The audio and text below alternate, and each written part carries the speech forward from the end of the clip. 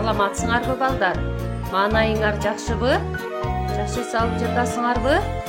Силер ар дайым бет колубузду таза жууганды унуткан жокпузбу? Азыр кыш мезгили келип, айлана апапакай кар болду балдар.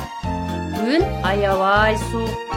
Балдар, силер эшикке чыгып сейилдеп, таза абага ойноп жатасыңарбы?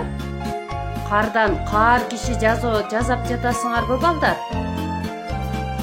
Бөбөктөрүңөрдү чана тепкизип ойнотууну унуткан жокпузбу? Азаматсыңар балдар. Кыш мезгили келгенде балдар эшиктен кар киши жасашат.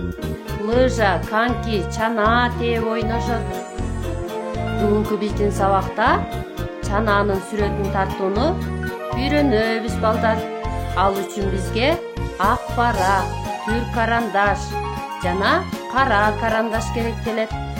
Биз үйдөгү чоң адамдардын жардамы менен сүрөт тартууну үйрөнөбүз балдар. Кана баарыбыз кунт коюп сүрөт тартып алабыз. Түз сызыктардын жардамы менен чана тартууну үйрөнөбүз балдар.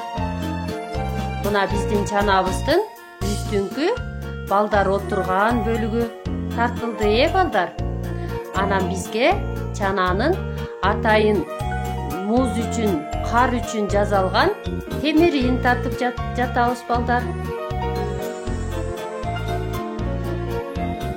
Ана балдар, баарыбыз сүрөткө көңүлүбүздү кунт коюп тартууну үйрөнүп жатабызбы? Мен силерди сүрөт тартууну үйрөнүп жатат деп ойлойм балдар.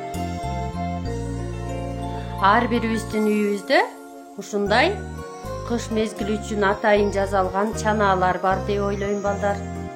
Баарыбыз чананы билебиз, Азаматсыңар балдар.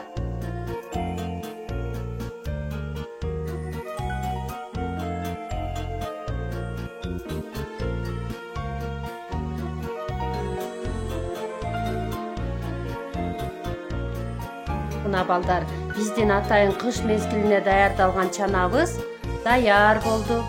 Аны биз кара өң менен тартып алабыз. Анан биз балдар сары өң менен боёйбуз. Кооздук үчүн кызыл өң да кошобуз. Көк, анан жашыл өңдөр менен боеп алсак болот. Ал эми чананын муз тепкен бөлүгүн болсо кызгылт, розовый өңдү берсек болот балдар.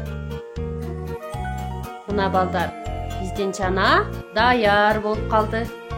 Үйүңөргө тапшырма балдар. Ар бириңер чананын сүрөтүн тартып, бизге жөнөткүлө. Саламатта болгула балдар.